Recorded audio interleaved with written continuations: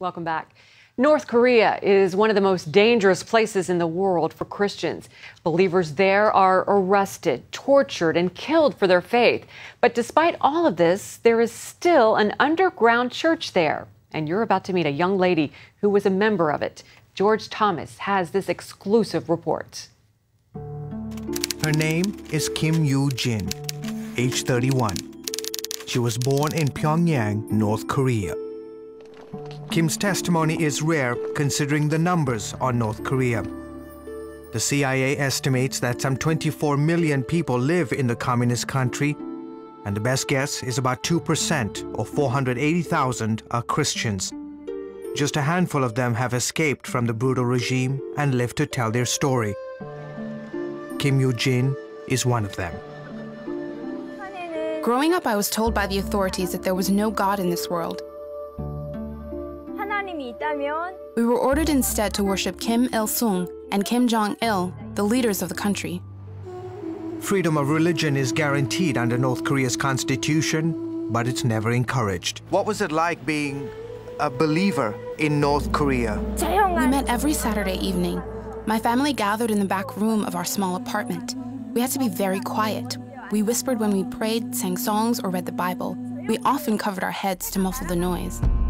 Growing up, she heard stories of how her city, Pyongyang, was once known as the Jerusalem of the East. In 1945, 13% of the population was Christian. The city was the center of Christianity on the Korean peninsula. Half a century later, Kim's faith made her a target. My parents often asked me to stay outside the apartment on Saturdays to make sure no one was coming while the family prayed inside. We couldn't allow anyone to know what was going on. Over time, the meetings grew to include a few friends and extended family. We had one Bible in the house. My grandmother, who was a believer from the Japanese imperial times, had a Chinese Bible. She translated the Bible by hand into the Korean language on pieces of paper. That's how we read the Bible. We found strength in those pages. But soon the authorities discovered that her father was a secret believer. My father was a tailor in town, and the police suspected something was going on. We believed they planted listening devices in his shop and on his clothes. In 1994, the authorities discovered that Miss Kim's father was operating an underground church in North Korea. So they raided the home, arrested him along with an uncle. Both men probably ended up in one of the 6 labor camps in North Korea. Do you remember that day? The day my father was arrested, I was at school, but I'll never forget that day. He hugged me before I left for school, and like every other day, he reminded me to be careful.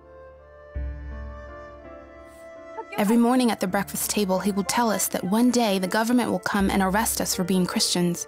He warned us of the price we would someday pay for our faith. I remember him saying often that even if I face death, I will follow Jesus. Some 200,000 prisoners are being held in political prison camps in North Korea. An estimated 30,000 of them are Christians. The regime is routinely cited for human rights violations. Won Jae-chun is a professor of law in South Korea.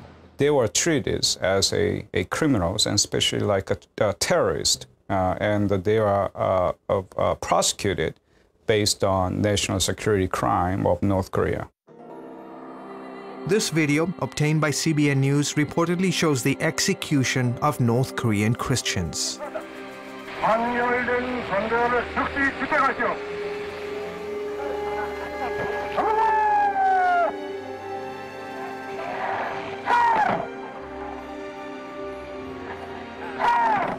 Do you think that your father is alive today? No. Everyone knows what happens when government agents arrest Christians in North Korea. They never make it out alive. I know my father is in heaven.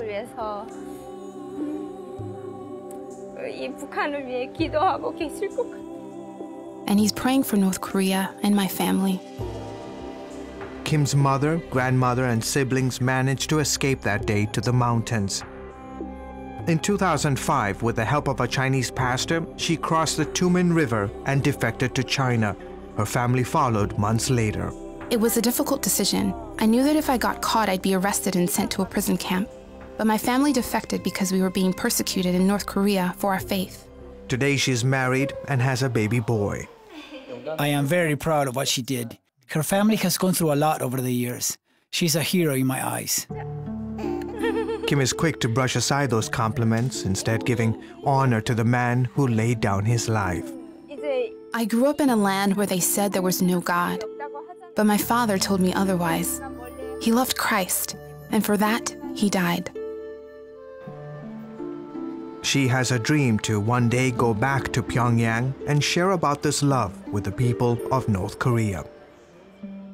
George Thomas, CBN News, Seoul, South Korea.